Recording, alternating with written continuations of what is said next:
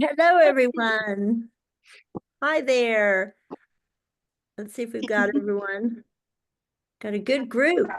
Hi, I'm Jeannie Ralston. I'm the founder of NextTribe, and I'm happy to see you all. And look, I've seen somebody from last year's hike, Hillary. Hi, Hillary. So Hillary's gonna she'll be here to comment on some of the things that we experienced, but I want to start right now by showing you a presentation I made with it has all the photos and of what we do, and I can talk through the itinerary so you can get an idea of what we're doing. And as I think I said or you probably noticed, this is a different hike than what we have done two other times. We decided to modify it, and I'll explain why in a minute. I'm just trying to get my full screen here. Hold on. Here we go. Here we go. I'm going to turn this. Sorry, this is my weak spot, the technology. But here we go. Now you can probably see it. Oh, it started at the end. Why did it do that? Okay. Let's go to the replay. All right, we're getting there. So we're calling this is not a straight hike of the Inca Trail. We're going to spend time in Cusco, the Sacred Valley, and on the Inca Trail and Machu Picchu. So in the past, we've done Cusco, then a 4-day hike of the Inca Trail, and then Machu Picchu. After last year, we decided to modify it somewhat just to make it more accessible. I mean, it's a very rewarding hike to go the 4 days, but it can be hard on your body. And both times we've done this hike, everybody's made it. So, it's not that we're not tough or resilient, but it's just, I wanted to make it more accessible to everyone, a little more comfortable. So we will start, oh, first, I want to introduce you to Elliser here, who's here. Say hi, Elliser. She's done the everybody. And she's one of our guides. She does guides in Rocky Mountains, hiking in Rocky Mountains. She does Charleston, other things coming up, but she's going to be the guide here on this trip. I've done it. She did it with me the first NextTribe trip, and she's a great guide. Everyone loves Elliser. She's so much fun. She's so organized and a great hiker. So, which is less important this time. But so we start in Cusco. Cusco is the point of anything that happens. The entry point. It's up in the mountains. It's very high. It's like 11,000 feet high. So in the past we've spent 3 days there acclimating before we get on the trail. We're going to spend 2 days because we're not going to be hiking the whole trail. And when we did the whole trail, we went up to as high as 14,000 feet on so we will not be going up that high. The highest you'll be on this whole trip is in Cusco. So if you're fine in Cusco and you take some time, you're going to be fine everywhere, along the way. So Cusco is a beautiful colonial city. Hold on, what happened there? And we stay at a great hotel. It's a former convent, and lovely breakfast, everything. So you will I'm just letting people in as I talk, but you'll love it. It's centrally located, great spot for getting around town. And we do have a walking tour where we just get to know the city. It's beautiful. You get to see parts of Inca monuments and walls everywhere. We meet local people, at markets and things, and they're just all wonderful. It's a wonderful walking city, even though it is kind of high. We take a fabulous cooking class. I mean, it's more than a cooking class. Obviously, we cook. You see the fire, but we also just learned so much about the food here in a very interesting way. I mean, if you see in this one picture, he's showing us some fruit. We talk about all the different fruits, all the different kinds of corn, all the different berries and things like that. This is actually Peru is as they'll tell you, is one of the highest rated international cuisines now. I mean, we think Italian and French, but Peruvian food, I think the number one rated restaurant in the whole world is in Lima, Peru. So it's a it's a great style fusions, a lot of fusion with some Asian influences, believe it or not. And so we get to make the food. We make pisco sours. We do a lot with pisco sours through this whole trip. So you maybe you'll get to love them as much as I do. Or Do you want to say for people who don't know what pisco sours? oh Because yeah, you remember?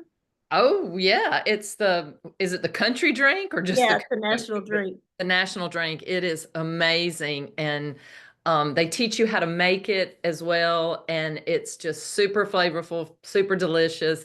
Has all kinds of ingredients, but everywhere And you go, you can get a pisco sour. But you can yeah, probably describe the and ingredients. the pisco is a distilled spirit there, and it's distilled from grapes. So, but it's not wine; it's a distilled spirit.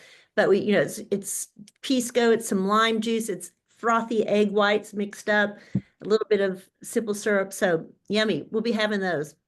Um, okay. And we do want to grab some Inca history because it's a fabulous uh, country. The deep historical roots here of legend and fables and all of that are we find that in the Inca History Museum. And there's a part of the Inca History Museum I love so much. It's a little music room, and they'll play these ancient little instruments from Incan history. So, and we love the textile center. And what I love is there are women there doing their weaving, and then all these everything's for sale, ponchos, scarves, whatever.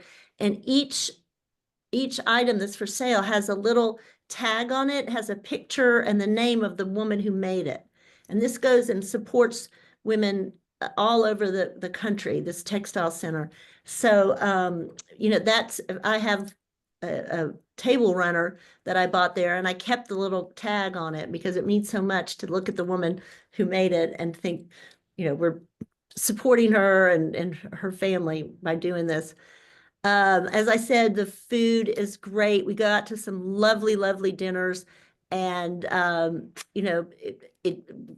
people have drinks. Sometimes it's like, well, I don't know at this altitude, but we would have enough for a good toast because we're partying today because tomorrow we're on the Inca Trails.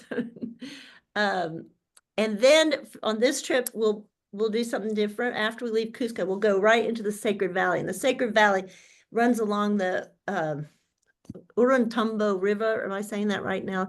And it's the river that takes you over to Machu Picchu. So it's called the Sacred Valley. There's all kinds of Incan sites here, and it's just gorgeous. You're right in the Andes, and views everywhere. And so we're going to go. Normally, you get off you take a bus here, and then to start the Inca Trail. We'll go and take a bus to the Las Colcas Eco Lodge, and it's in the mountains. It's in Ollantaytambo, which is one of the main towns along the Sacred Valley, and so it's just above that. So, and we're going to be glamping, and like you can see, that's their structures, but they have the tent tops and bathrooms and things like that. But I love this because it's got wellness, it's got yoga. I really love this because I'm trying to give you a little bit of the sense of the whole Inca Trail. We camped every night on the Inca Trail for the 3 nights of the 4-day hike. And there's some good things about it, but you are in a tent sleeping on the ground. So this time I'm like, let's give you some tents that are super nice, a real bed, right next to a real bathroom. So I thought you'd like that. So on this, while we're at the at the Eco Lodge in the Sacred Valley, we'll be doing some day hikes. They have places nearby that will do the day hikes. So we won't this time. We will not be on the Inca Trail, but we'll be in the mountains. We'll see a few Inca sites in the close by to the Eco Lodge. But so we'll have a couple days of day hikes. You can there's going to be 2 full days at the Eco Lodge. You could decide to do a hike one day, and then the next day do just spend the time around the place doing yoga and a spa treatment, or you could do hikes both days. It's and the level of the hike, like how strenuous, you can choose from which your level will be.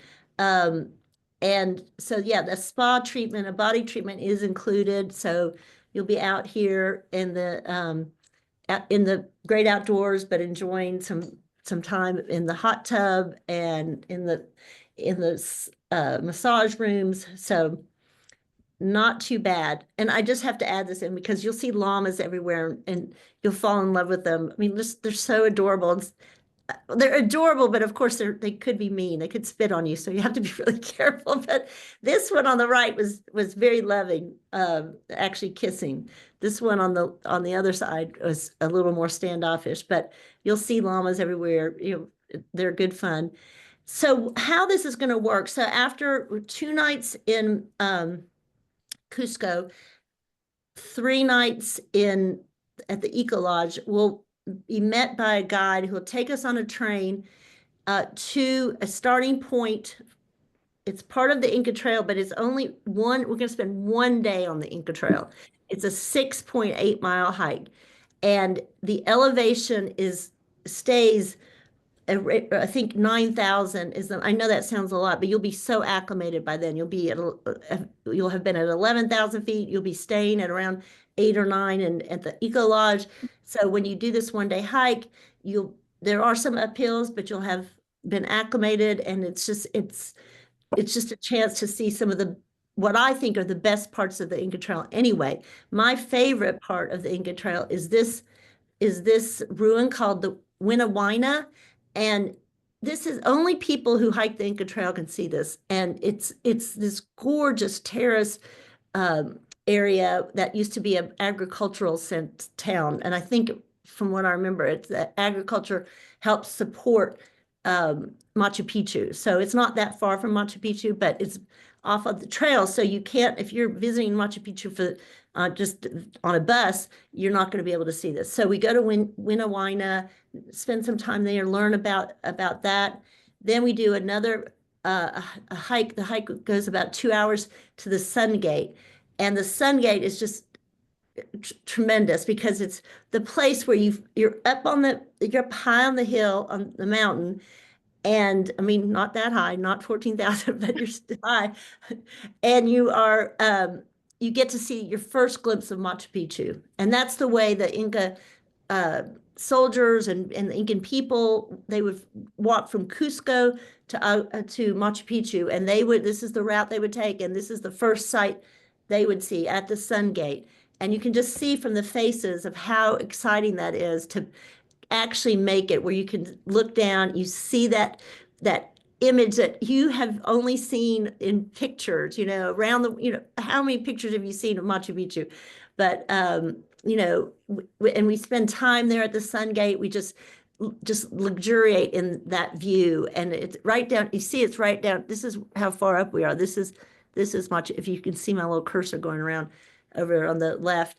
So that's some of the terraces that make up Machu Picchu. So you'll get that full feeling of coming upon Machu Picchu the way that the Incans did back in their time. And then, we get to actually be in, we hike, we do the one day hike, get to the Sun Gate, come down to Machu Picchu. We get pictures taken. We don't go inside that day. We just take it in from like about the same point of view as this photo on the left. And so we see that. Then we're going to go back down to Aguas Calientes, the main town in the area, and we'll spend the night, and then we'll come back up in the next morning to do our guided tour inside the Machu Picchu. Is very regulated on who gets in and at what time. You have to have special tickets and times, and you can only go in special parts. So they've really taken control of what you see there, and to just keep hordes of people from overwhelming the place. So this is where in Aguas Calientes, the main city there at Machu Picchu. It's about a 20-minute bus ride down the hill from Machu Picchu. We'll stay at a really nice place, Inca Trail Hotel. I went and saw this, uh, looked around. I didn't stay here, but we used to stay at a different hotel, but it's closing. So this is the next highly rated, the one after the one that was closing. So this is now the best hotel in Aguas Calientes.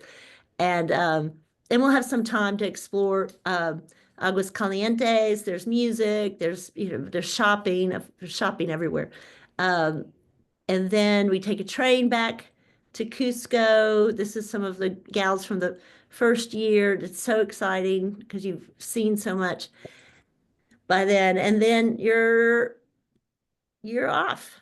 And this is Elliser jumping. This is Elliser doing her crazy stuff on the highest point of the Inca Trail, where you will not need to go. Yay!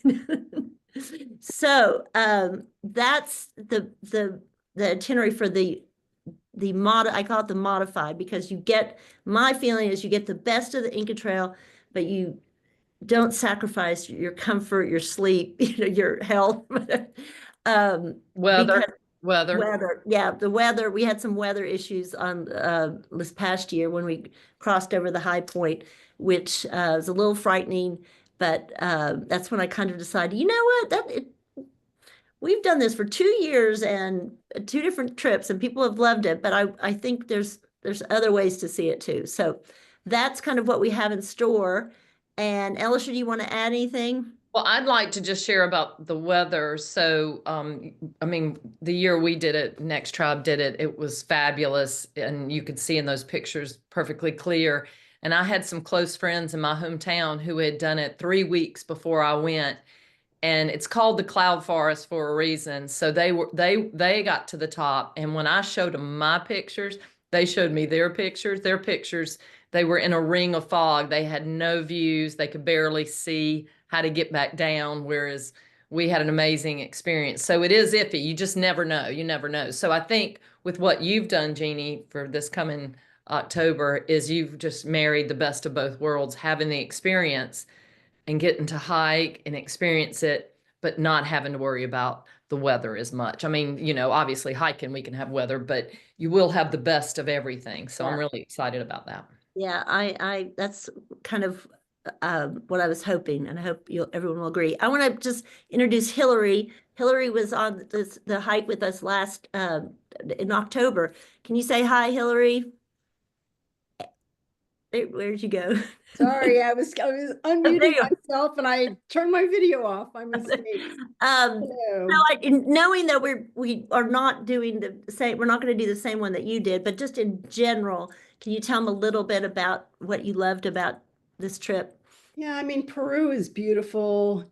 I actually spent some time in the Sacred Valley before we did our trek. And so it's more along the lines of, what you, it sounds like you're doing, of spending 2, 3 days, whatever, in the Sacred Yeah. Valley. They're great hikes around there. It's beautiful. A lot of, just nature hikes and Inca sites. So yeah, I mean, it's great. It's a beautiful part of the world. The people are wonderful. It's great. Do it. Yeah, we had such a, for 2 years, the two times we've done it, and actually every trip we do, we have that great bonding, because you're exploring something together in a beautiful setting, and you just can't help, and just by being here, signing up, you're kind of uh, putting yourself you're self-selecting as a kind of curious, engaged, and adventurous type of woman. So you really, it's been great on all of our trips, but especially something like this, where you're exerting yourself more to see the kind of bonds develop.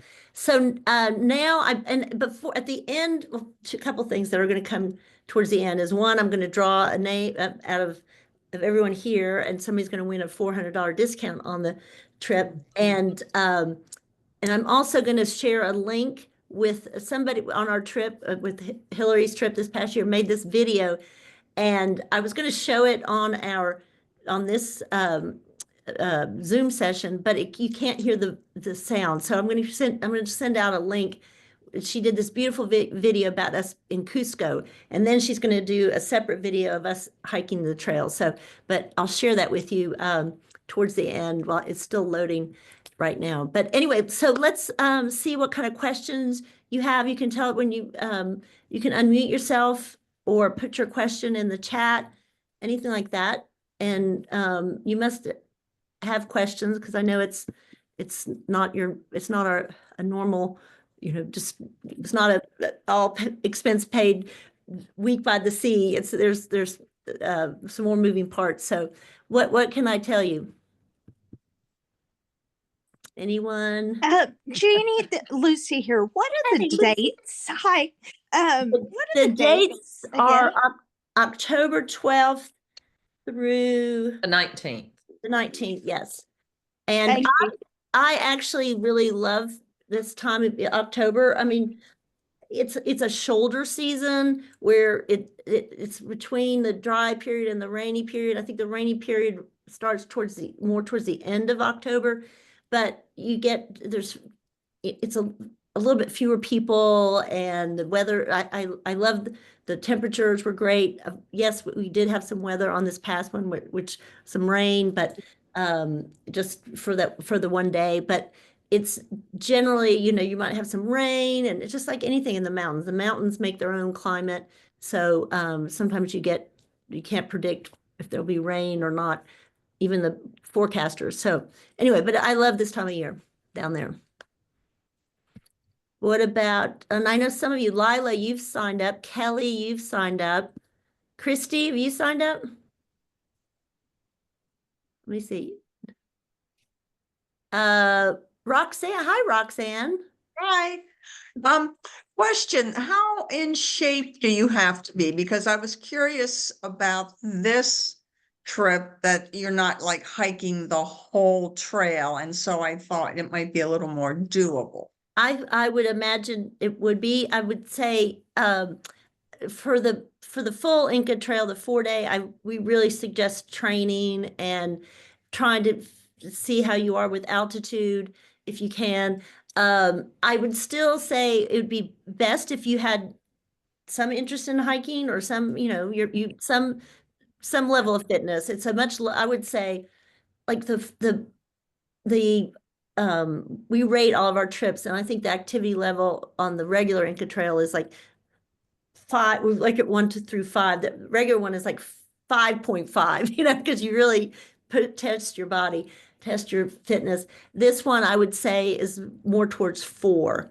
So I don't know if that's, Okay. and our trips average usually are around 3. So it's a little bit more than Okay. you would do going around Paris or in Italy, where there is still a lot of walking. But here, I just would want you to be, just a little, maybe pick up your walking beforehand, do a little bit of hiking through the summer and early fall, just to feel more comfortable. But as I said, 6.8 miles of hiking. And I know it sounds like it's high because it's going to be in the 8,000 to 9,000 range at the height, but you'll have already been acclimated at a higher level. So it's really, it's going to be good, and we can take it slow because it's not a race, and we're not racing to a campsite. A lot of times during the big hike, you're keeping your eye on. You need to get to the campsite, and you have porters and people waiting for you.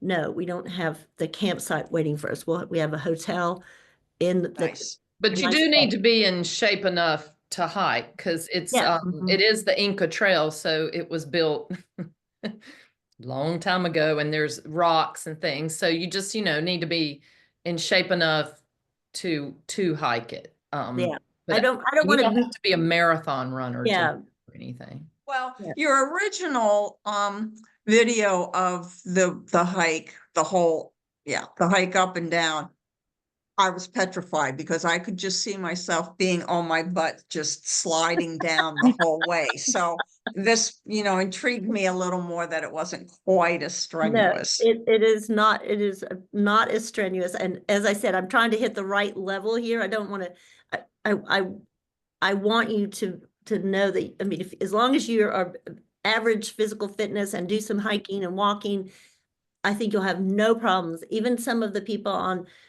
even on both of these hikes that we did of the full Inca Trail, there were a few people who hadn't trained as much as others.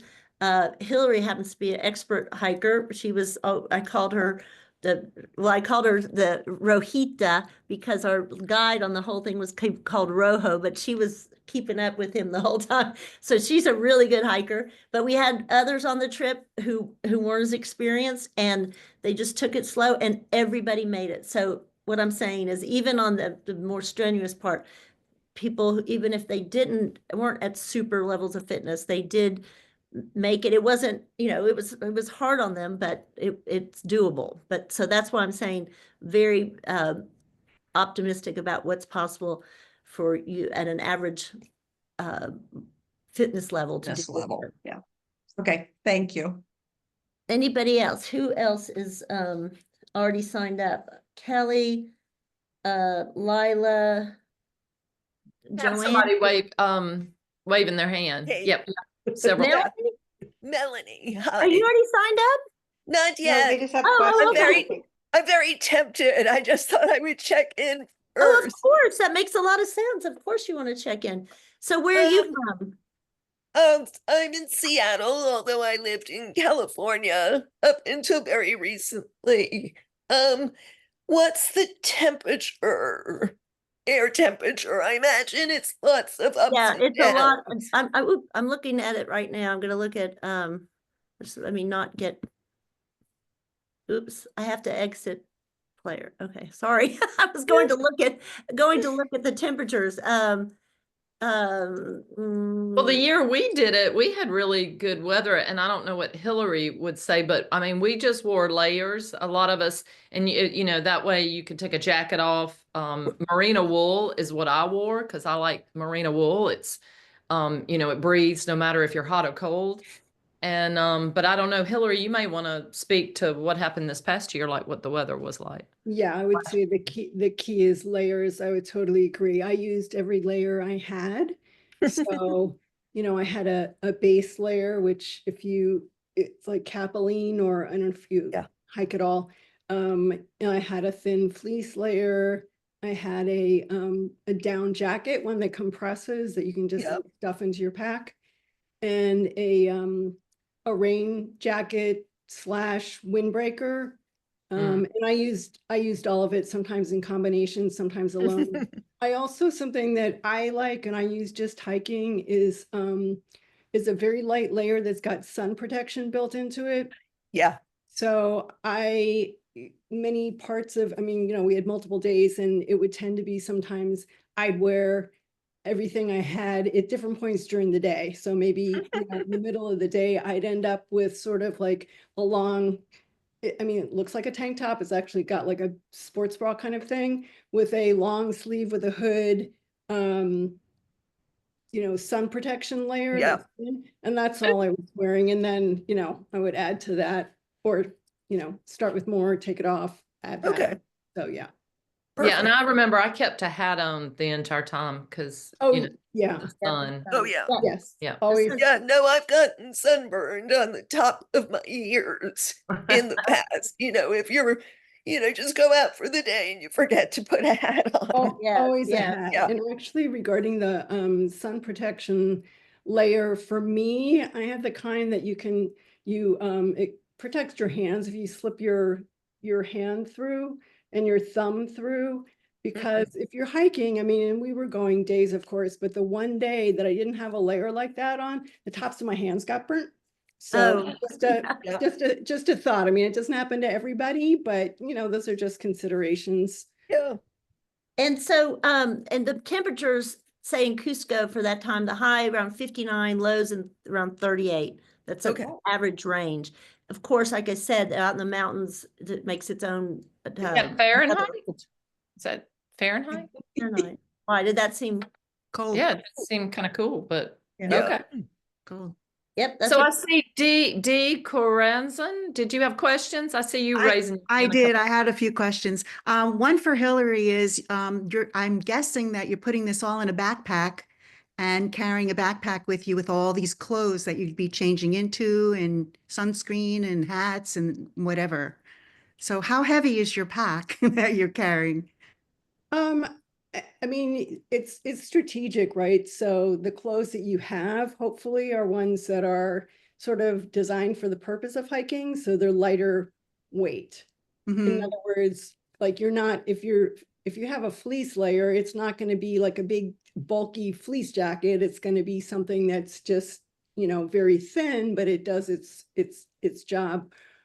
Or, like you was talking about with the wool, it's the same thing. The wool layer is thin, but it is effective. So yeah, in terms of, and I don't know, Jeannie, in terms of the water, what the situation is, but yeah, I mean, you're carrying a backpack that has water and your clothes in it. And for the day, Jeannie, I don't really know how that's Well, that's gonna work. Yeah, like, for day, I can.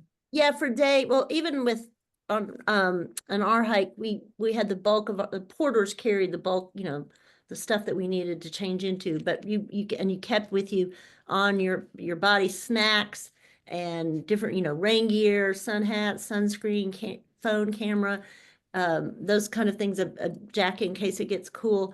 So you'll have a small pack for this, and lunch will be provided, and you'll probably want to carry your water, which for a 6 mile hike, I think there's at Winnewina we can refuel the water, but you'll start off with water, and there's a place where we'll be able to give you more water and go on. So you will be carrying water, I don't know what for that. I think But it's a day pack. I mean, a you're day not- pack. it's It's a day you're not, pack. your suitcases are going to be sent on to the hotel where we'll stay in Aguas Calientes. So there's no worries about, you're not carrying a big pack. Actually, we saw somebody, this was pretty funny. Remember this, Hillary? We saw somebody on our hike, on that last day of the hike, who was doing the 1 day hike that we're talking about. And he was carrying a shopping bag. Do you remember crazy. that, Hillary? That's crazy. And I mean, I didn't, in terms of, I carried most everything except for my down jacket. Most times I didn't have it. There was just one day I think that I carried it with me. I'm trying to remember. So I wasn't carrying that every day. But I did have the other layers with me. But again, the clothing isn't that heavy, but that's part of, training a little bit too. And you definitely want to have your pack ahead of time so you can get it adjusted and be comfortable walking in it. And then also you get a sense of, what it's like walking with the pack. Yeah. So, yeah. I also had questions about the plane flights, like I'm not sure where you fly into, and then you have to take another flight to get to wherever. You go, flights go to Lima, and then you change from Lima to Cusco. They are making a new airport, but I think it's years away, right? Hillary, you were out there, I think. Somebody was Yeah. talking. Yeah, I saw where they were building it actually, and it's not. Yeah, it'll be a while. So all the flights, and I think they come from most major gateways. I flew in from Atlanta. Where did you fly in from, Hillary? From Los Angeles. Los Angeles direct, and Ellis. To Lima, and Lima to Cusco. Yeah, I think Charlotte for me. Yeah, so there's always that Lima to Cusco jump. But Lima's a nice airport, good, that lots of connections on the Lima to Cusco. And flying into Cusco is amazing because you fly overnight over the ocean and then you go into Cusco. And then, from Lima to Cusco, it's just something to behold flying into. Because of you're in the Andes, you're in the Well, and the colonial feel, as you described, of the city, just seeing that city suddenly in the Andes. You're in Peru. I had to pinch myself. And for those of you who've been to San Miguel, it has some of that feeling. San Miguel de Allende in Mexico, it has some of that feeling. In case I know Lucy has, but it has some of that, and Kelly too. So it's just a gorgeous city with lots of character. The nicest people in the whole wide world. Everybody was as nice as they are in Cusco, Peru, or anywhere we go in Peru. The world would be a fine place. Pisco sours for everybody. let's see, anything else? Any other questions? Melanie, Denise, Roxanne, we've heard from, oh, Suzanne, there you are. Yeah, hi Jeannie. It's nice to meet you on this call. Yeah, nice to meet I was you. in Vietnam with the other Jeannie. Hi Jeannie. Good Oh, to see you. okay, that's so great.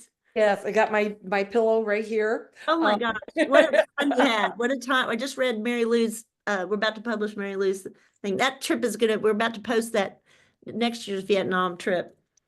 Oh, good. Yeah, that's a great trip. And the local guide that we had, Vam, was just amazing. And which leads me to my my question is there a local guide, a Vam equivalent like we had in Vietnam? Well, there'll be Eliser, not local, but what we do is for in Cusco, we have these things already set up like we have a walking tour, so there's a local person. We have the cooking class, they tell us everything. We go to the hotel, the Eco Lodge, so there's people there who take us on the hikes and talk about the Incas. And then our guide for the day hike, we have another guide. So it's not one guide through the whole thing, but we've got our local people that we've gotten to know through the times we've been there. Okay, so there's an opportunity to get an acquaintance or not really an immersion, but a view of the local culture there. Yes, absolutely. Especially in the Sacred Valley, because there's small villages and so forth that we'll be hiking near or into. So yes. All right, thank you. You're welcome. And Christy, I know you're driving, but are you Christy Nelson? Put your thumb up if you're Christy Nelson. I can't hear you. Anyway, I hope that's her.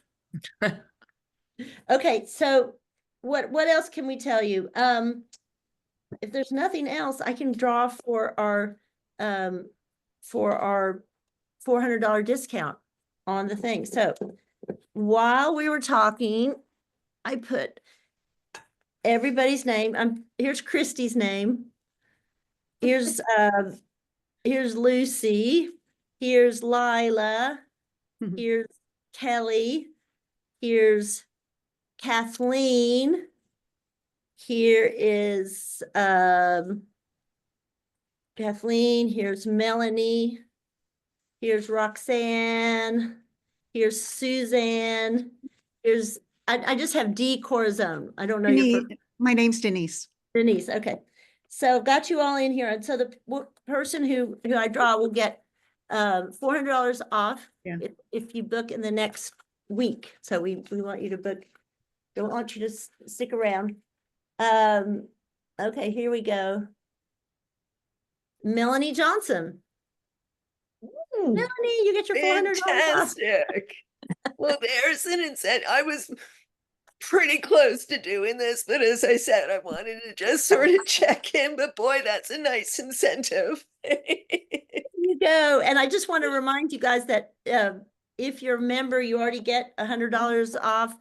And so, but Melanie, yours will be $400 off. Plus, if you're a member, you'll get another $100 off. Okay. And cool. while we're talking too, I want to introduce you to two people, Jeannie Edmonds, who is our COO and also guides. Say hello. Hello, everybody. Looks like a great trip. Hey, Suzanne. Hey, all my people that I've traveled with before. Good to see you. And also I want to introduce Marcy. Marcy's our travel manager, and she's the one you'll hear from. She'll be in touch about all the logistics and answer questions or find the answers to questions. So I wanted you to meet them as well. So I am also going to see if you know what I'll do is I'm going to send the recording. Well, I know what I'll do. I'll send the recording of this session to everyone, but I'll also send a link to the video that one of our travelers made. I think I mentioned it before. It's about our time in Cusco. And she did a really great job. It's sweet and it's got video and photos, so it's fun. So I'll send both of those. You'll be hearing from Marcy with those coming up. And if that's all, I will hope to see you down the road somewhere. I'm not doing this trip this time, but as I said, she's our head of all of our guides in NextTribe. So she's primo. She knows. Questions, you can email me directly. It's travel@nexttribe.com. Yeah, she's there in the chat. Okay, so thank you so much for your time and Thank congratulations you. to Melanie. Thank you, Jeannie. Thanks a lot. Great seeing you. And Marcy, you'll hear from Marcy with some links the next couple days. Okay. Take Thank care. you. Thanks so Bye. much. Bye. Bye. Nice to see you.